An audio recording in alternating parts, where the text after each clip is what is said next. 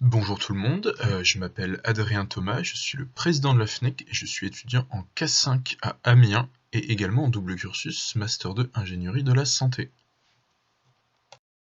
C'est Arnaud Mogendre, je suis actuellement diplômé de 2019, de la première promotion du coup de la réforme des études de kinésithérapie, et je suis actuellement en poursuite d'études en Master 2 Ingénierie de la Santé à l'Université de Lille. On se retrouve aujourd'hui du coup pour vous parler d'un sujet d'actualité qui est l'accès direct en kinésithérapie. Pourquoi et comment? Alors, de notre côté de l'écran, tout va pour le mieux, donc on espère que de ton côté, tu es confortablement installé, que tu as éventuellement de quoi noter, et c'est parti! Avant toute chose, on va replacer le contexte et réexpliquer un petit peu à qui cette formation s'adresse.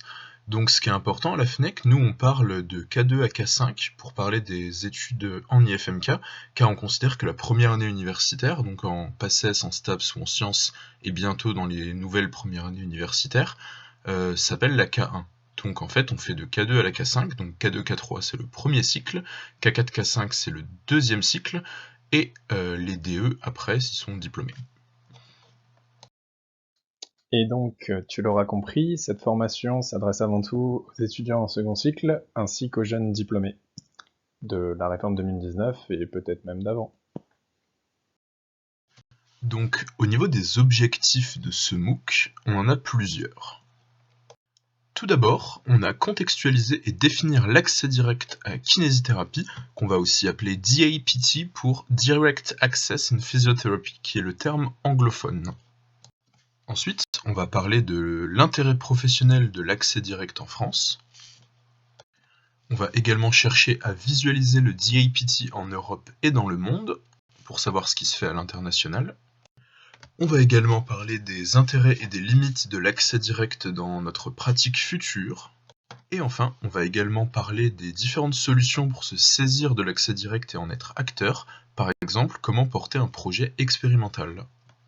Pour ce qui concerne le plan de la formation, nous allons commencer du coup par une petite introduction à l'accès direct, avec l'historique et le point de vue international.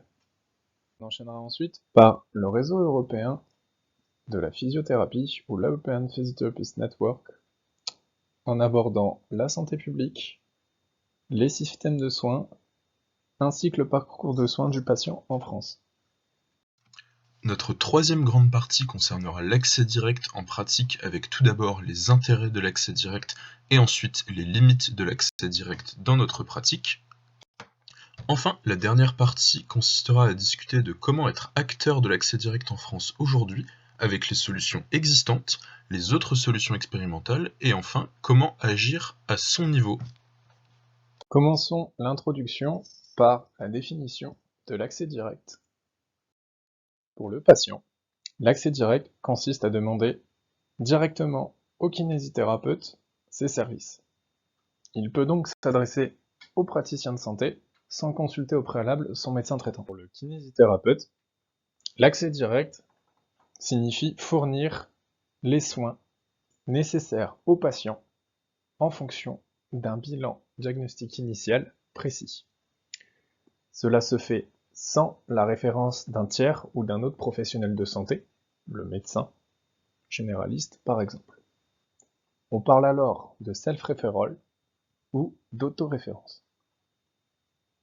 À présent, nous allons faire un petit historique de l'accès direct dans le monde, comment ça s'est passé, d'où ça vient, quand est-ce que c'est apparu et dans quel pays est-ce que c'est apparu en premier. Tout d'abord, le premier pays au monde à avoir autorisé l'accès direct en physiothérapie est l'Australie en 1977, et cet accès direct pouvait se nommer Direct Access ou Self-Referral. Ensuite, un an plus tard, nous avons eu l'Écosse qui a autorisé l'accès direct en 1978, et il faut savoir qu'aujourd'hui l'accès direct est autorisé dans l'ensemble du Royaume-Uni, sauf en Irlande du Nord où il a fait l'objet d'un rejet en 2017. Ensuite, en 1982, c'est au tour des États-Unis d'Amérique d'autoriser l'accès direct dans un premier État qui était le Massachusetts, et dans les 50 États depuis juillet 2019, l'accès direct est autorisé. En 1914, c'est au tour du Canada de commencer l'accès direct avec l'État de l'Ontario, et c'est possible dans tout le pays depuis 2008. Ensuite, 12 ans plus tard, en 2006, l'accès direct commence à faire son entrée en Europe, aux Pays-Bas, où il y a eu tout d'abord environ un quart des patients qui avaient l'accès direct et qui allaient voir directement leur kinésithérapeute, et qui s'est progressivement répandu dans le pays. Enfin, en 2018, la Norvège a obtenu l'accès direct dans la totalité du pays, après des premières expérimentations impulsées par la WCPT depuis 2001. Et maintenant, intéressons-nous de plus près à la France. Pour commencer, nous allons replacer les dates présentées à l'international. On les intègre. Faisons maintenant un peu de place et commençons.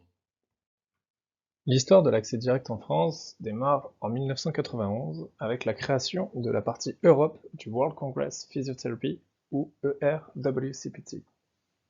La France, à l'époque, y est présente par l'un de ses syndicats professionnels. Nous sommes l'un des membres fondateurs et déjà à l'époque émergeait l'idée de développer l'autonomie de la profession partout en Europe.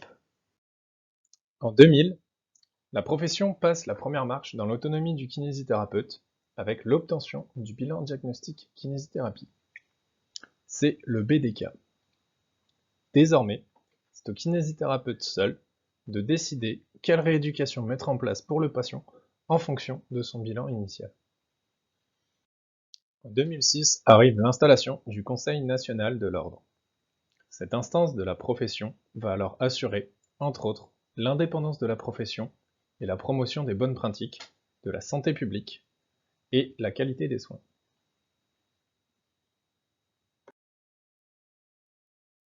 Et donc, en France, c'est uniquement à partir de 2006 que l'ensemble des conditions sont réunies pour commencer à instaurer des échanges autour de la problématique de l'accès direct.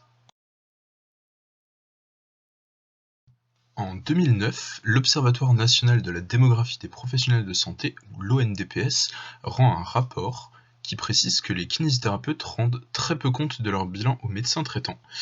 Et il précise également que la profession a le sentiment d'être insuffisamment reconnue et que de plus en plus de kinésithérapeutes s'orientent vers les actes hors nomenclature.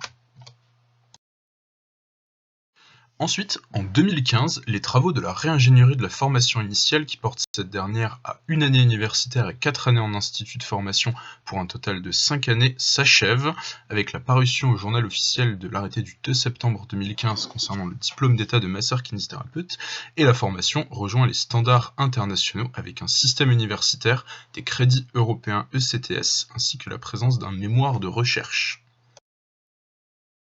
En 2017, Osons l'accès direct est l'intitulé du colloque national du Conseil national de l'ordre des masseurs kinésithérapeutes, où ils évoquent en particulier la possibilité très restreinte des kinésithérapeutes de prendre en charge des patients en accès direct dans une situation d'urgence en l'absence d'un médecin. Et c'est ensuite un point qui sera défendu par la profession jusqu'à la crise des urgences. Crise des urgences qui commence réellement en 2018. Suite à cette crise, la ministre des Solidarités et de la Santé Agnès Buzyn annonce un pacte de refondation des urgences qui ouvre notamment la voie vers les premières expérimentations pour l'accès direct en France. Et ces expérimentations prennent la forme de protocoles de coopération sur l'accès direct pour l'entorse de cheville et la lombalgie aiguë, protocoles qui sont publiés début 2020 au journal officiel. Voici sur la diapo récapitulative l'ensemble des dates clés à la fois au niveau international et également en France. On se rend également compte que les textes ont été commencés en 2015 pour la Norvège pour un accès direct qui n'a au final été obtenu qu'en 2018, donc cela a mis 3 ans. Passons maintenant au réseau européen de physiothérapie. Selon vous, en Europe, quels sont les pays où l'accès direct aux physiothérapeutes est possible? Et si on découvrait ça en images?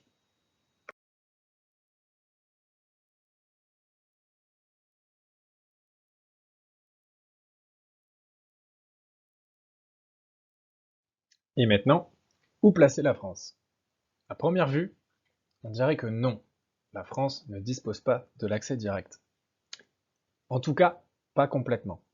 Il est vrai que actuellement, on est plutôt sur une phase de test, sur un accès direct qui est partiel et qui est amené à évoluer. Lorsqu'on regarde en Europe les pays où les kinésithérapeutes ou physiothérapeutes doivent avoir une licence ou une inscription à un organisme professionnel comme l'Ordre des masseurs kinésithérapeutes en France, il n'y a que l'Italie où cette inscription n'est pas obligatoire pour exercer la profession. Maintenant, si on cumule les deux données, effectivement, l'Italie ne dispose pas des conditions nécessaires pour l'accès direct. En revanche, la France, comme d'autres pays européens, ont toutes les conditions nécessaires pour mettre en place cet accès direct. Pour cela, ils sont aidés de la WCPT Europe, une instance qui regroupe 39 pays, soit environ 174 000 physiothérapeutes. C'est l'instance européenne professionnelle qui porte la voix des physiothérapeutes à l'échelon national et européen, qui est également source d'échanges au sein de son réseau. À présent, nous allons parler du parcours de soins du patient en France. Donc on va prendre un exemple. Notre patiente ici se nomme Pauline. Pauline a fait une chute à vélo. Heureusement, elle portait un casque. Cependant, dès le lendemain, elle ressent des sensations douloureuses dans le bas du dos, ainsi que des fourmis dans le membre inférieur gauche. Nous allons maintenant voir le parcours de soins de Pauline. Dans un premier temps, Pauline va aller consulter son médecin généraliste, qui va lui prescrire des antidouleurs, des anti-inflammatoires, ainsi qu'une orthèse type ceinture lombaire. Une imagerie est également prescrite sur laquelle on découvrira une hernie discale. Elle sera ensuite orientée vers un spécialiste pour un avis chirurgical. La décision est de ne pas opérer, puis elle sera orientée vers le kinésithérapeute. Regardons maintenant de plus près le parcours de soins de Pauline en s'intéressant aux dépenses de santé et aux délais de prise en charge. La consultation chez son médecin généraliste se fait au bout de 3 à 5 jours. Coûte au système de soins 25 €. La prescription des médicaments et de l'orthèse lombaire entraîne une dépense de 50 €. Pauline devra encore attendre 3 semaines avant de pouvoir passer son imagerie. Cela rajoute 50 € à la facture, un retour chez le médecin généraliste à 25 €. Il va se passer encore un mois avant que Pauline consulte son spécialiste, soit une dépense de 50 € supplémentaires pour arriver chez son kiné qui réalisera son bilan diagnostic initial à 23 €. Le spécialiste va réadresser Pauline à son médecin généraliste qui l'enverra chez son kiné. Au total, Pauline aura attendu 6 à 8 semaines avant de voir son kiné, une période pendant laquelle ses sensations douloureuses vont fluctuer. Au niveau des dépenses de santé, la facture globale s'élève à environ 250 €. À présent, intéressons-nous un petit peu plus à ces dépenses.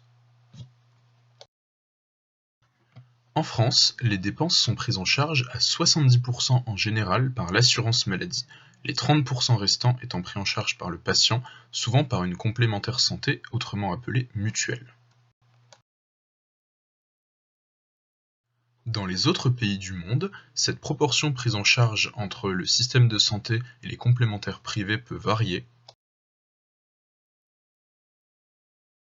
Et parfois, dans certains pays, le taux pris en charge par le système de santé est de 0%, comme c'est le cas au Canada par exemple. Parlons maintenant des compétences du kinésithérapeute en France. Sur l'ensemble des prescriptions dont a disposé Pauline, on se rend compte que seule l'orthèse lombaire fait partie des prescriptions possibles pour le kinésithérapeute en France.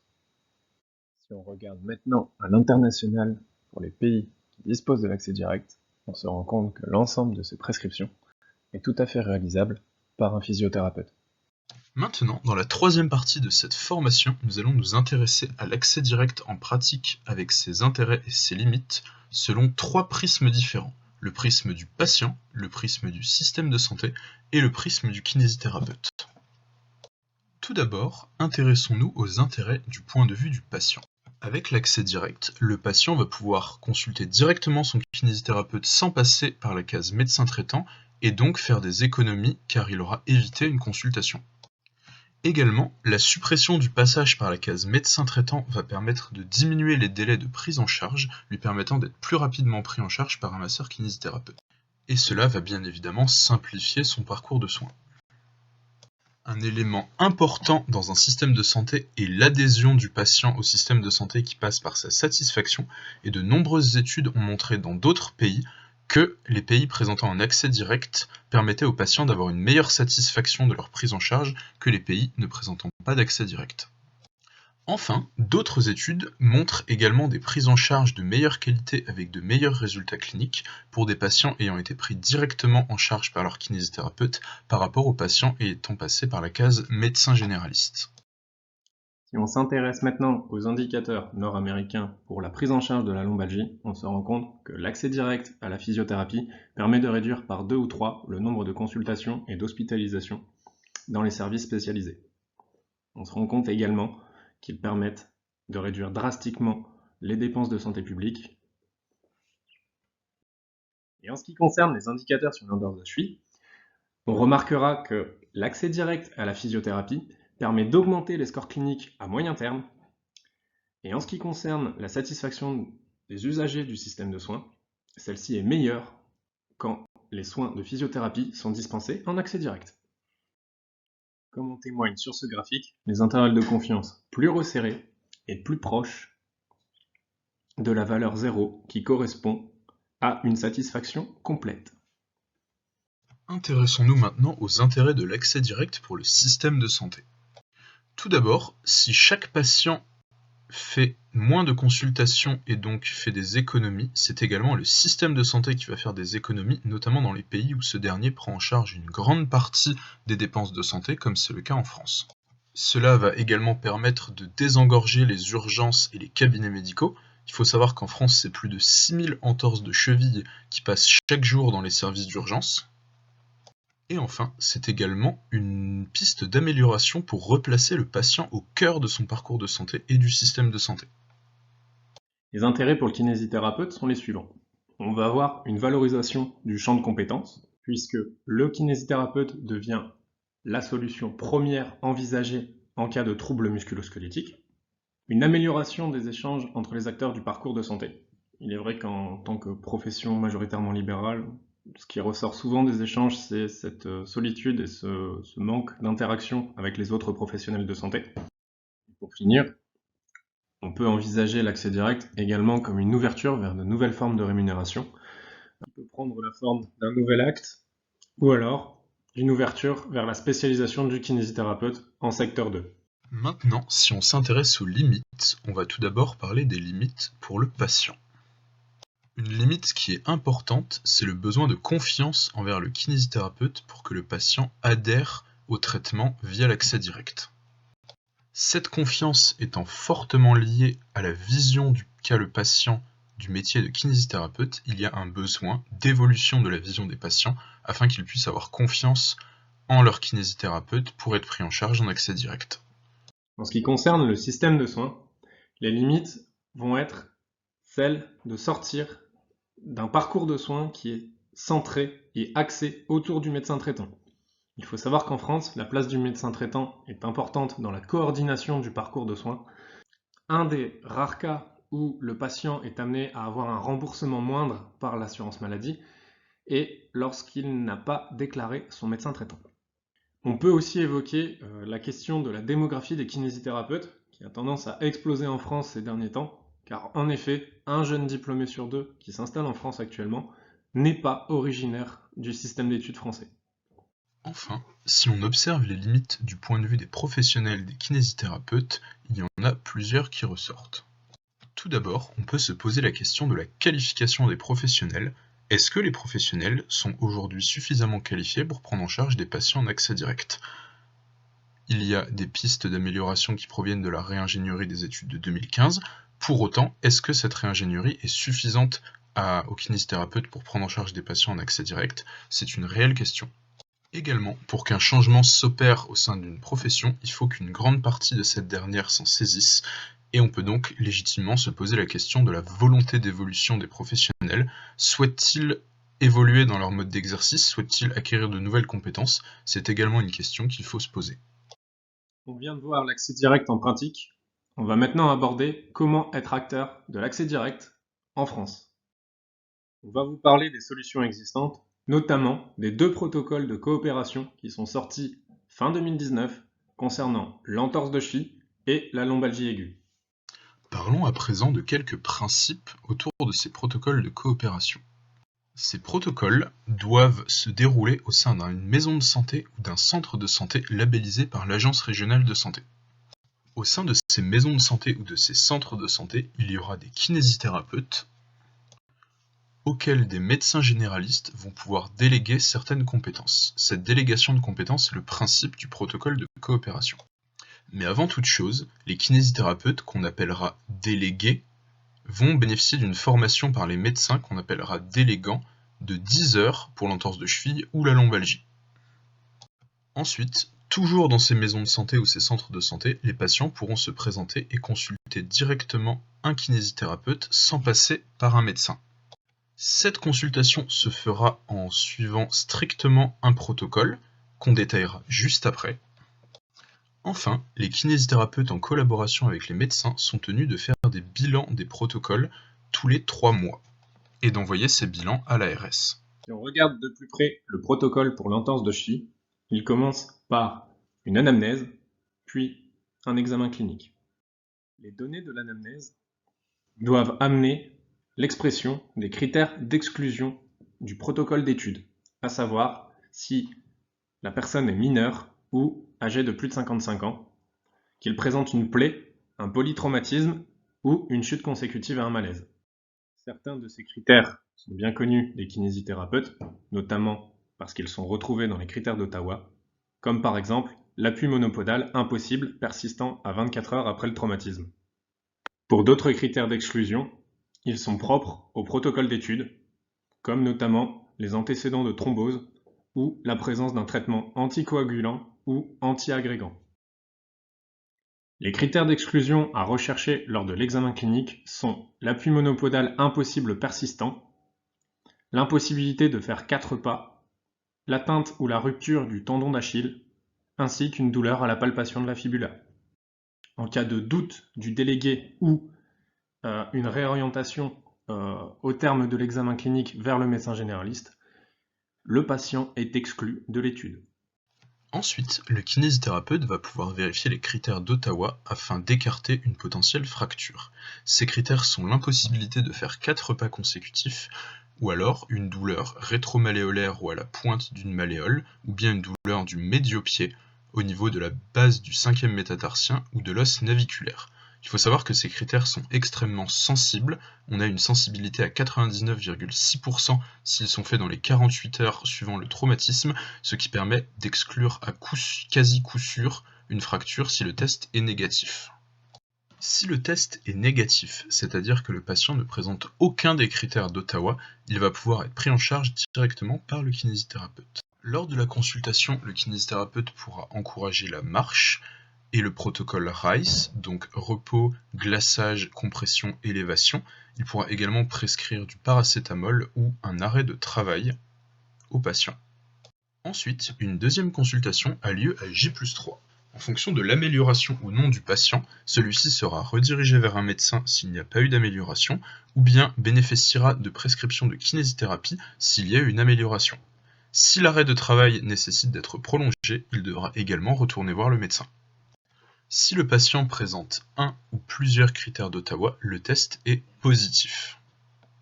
Lorsque le test est positif, le kinésithérapeute pourra prescrire une radio ainsi que du paracétamol, de la contention et le protocole RICE, donc repos, glaçage, élévation, compression.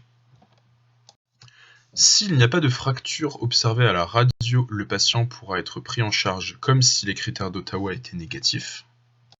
Et dans le cas contraire, en cas de présence de fracture, il est redirigé vers un médecin généraliste. Pour le protocole concernant la lombalgie aiguë, il commence par un examen du dossier médical du patient, puis une anamnèse et pour finir, un examen clinique.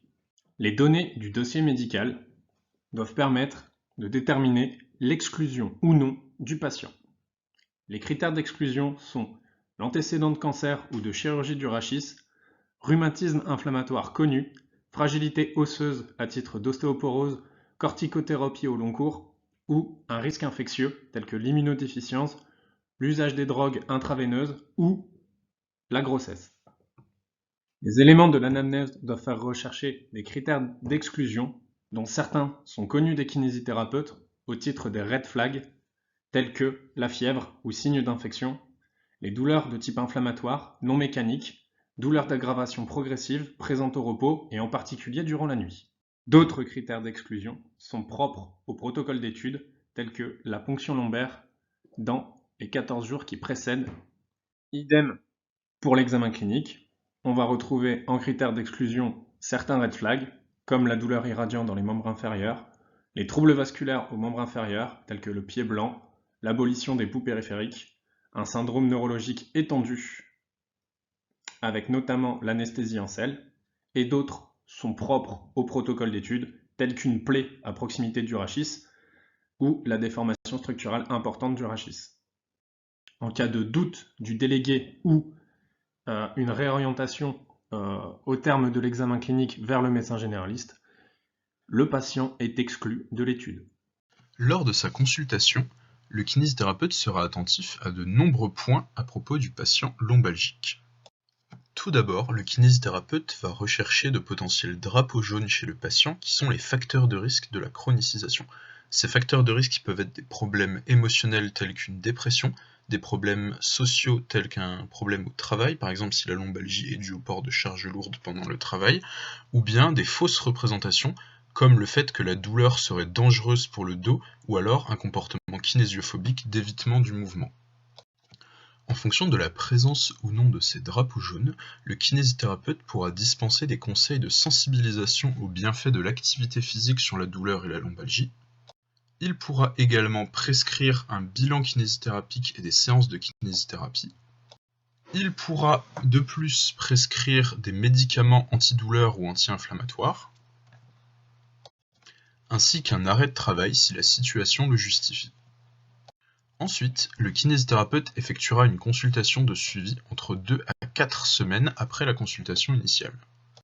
Lors de cette consultation de suivi, le kinésithérapeute sera attentif à l'évolution de la situation, notamment l'évolution de la douleur. Il procédera également à une nouvelle recherche des drapeaux jaunes. Il délivrera d'autres conseils de sensibilisation aux bienfaits de l'activité physique et sera attentif au risque de récidive. Nous allons maintenant nous attarder quelque peu sur les autres solutions expérimentales. On entend régulièrement parler de l'article 51. Cependant, il faut savoir qu'il y a 2 articles 51 de 2 lois différentes qui permettent d'expérimenter d'autres solutions pour la mise en place d'accès direct en kinésithérapie. Il y a tout d'abord l'article 51 de la loi Hôpital Patient Santé Territoire qui date de 2009, qui permet la mise en place de protocoles de coopération, comme ceux qu'on a vus précédemment sur l'entorse de cheville et la lombalgie, mais qui peuvent concerner d'autres pathologies ou d'autres compétences. Ensuite, il y a l'article 51 de la loi de financement de la sécurité sociale de 2018 qui, lui, permet la mise en place de nouvelles formes d'exercice ou de rémunération. Le principe de ces deux types d'expérimentation est similaire, il faut monter un dossier pour son projet et le déposer à l'ARS qui pourra l'accepter ou le refuser en fonction des critères, et ensuite ce dossier sera remonté au niveau national et sera validé par la HAS. Il pourra ensuite être mis en application. Et si l'accès direct t'intéresse et que tu souhaites faire partie des premiers à le mettre en place en France, on va t'expliquer comment agir à ton niveau. Tout d'abord, il faut bien comprendre que les protocoles de test et d'expérimentation sont mis en place par des acteurs locaux. Il faudra donc prendre contact avec les acteurs de ta région. Ça peut être des sociétés savantes, des intervenants libéraux, autonomes. Tu peux te rapprocher du conseil départemental de l'ordre qui doit tenir une liste des projets en cours. Tu l'as bien compris, l'accès direct est une évolution dans ta pratique professionnelle. Il s'agit donc de saisir l'opportunité qui s'offre à nous. Ainsi, tu deviens acteur des évolutions de la profession tu participes au développement du système de soins en France. Le développement du système de soins se fera avec ou sans la participation des kinésithérapeutes. Mais si tu es diplômé, compétent pour prendre en charge tes patients en accès direct, que tu exerces dans une maison de santé ou que tu es en contact avec plusieurs intervenants du système de soins et autres professionnels de santé, alors c'est peut-être le moment pour toi d'être porteur d'un projet expérimental en accès direct. Certains projets sont déjà en cours, notamment en région Centre-Val de Loire, et qui sait, peut-être demain juste à côté de chez toi. Pour conclure ce MOOC, on peut dire et retenir que l'accès direct est une tendance mondiale qui a débuté en 1977 en Australie et est arrivée tardivement en Europe au début des années 2000. On peut également retenir que l'accès direct présente un intérêt pour le patient, pour le kinésithérapeute et pour le système de santé, mais présente également des limites. Les possibilités de faire de l'accès direct en kinésithérapie en France sont pour le moment limitées et restent expérimentales, mais cela va se développer au fur et à mesure. Et que c'est pour cette raison qu'il est essentiel que chacun puisse s'en saisir dès maintenant afin d'être acteur du changement pour ne pas le subir. Si vous souhaitez aller plus loin et en apprendre plus sur l'accès direct, vous pouvez consulter les nombreuses ressources en ligne qui existent autour de ce sujet. Par exemple sur le site de la WCPT pour toutes les ressources internationales. Vous pouvez également consulter les ressources du Conseil national de l'ordre des masseurs kinésithérapeutes pour ce qui concerne la France. Et si vous préférez la littérature scientifique, vous pouvez consulter des nombreuses bases de données telles que PubMed pour lire des articles sur l'accès direct dans le monde. Et enfin, nous vous invitons bien évidemment à nous suivre sur nos différents réseaux sociaux afin de ne rater aucune de nos actualités, qu'il s'agisse d'un MOOC ou d'autre chose. Et si jamais tu souhaites en savoir plus sur le monde étudiant, je t'invite à aller regarder le site de la FNEC ou alors à les suivre sur les réseaux sociaux, que ce soit Facebook, Twitter ou Instagram. Si jamais vous souhaitez nous contacter afin d'en savoir plus, nous vous laissons nos coordonnées ici. Et un grand merci à toutes les personnes nous ayant aidés à réaliser ce MOOC. Avec une attention toute particulière pour Michael Duvaux et Paul Vermote. Et si vous souhaitez nous aider à nous améliorer après ce premier MOOC, nous vous invitons à remplir l'évaluation de la formation que vous obtiendrez sur notre site internet ou en scannant ce QR code. Ça ne prend que quelques minutes et ça nous permettra de nous améliorer grandement pour la suite. Merci beaucoup!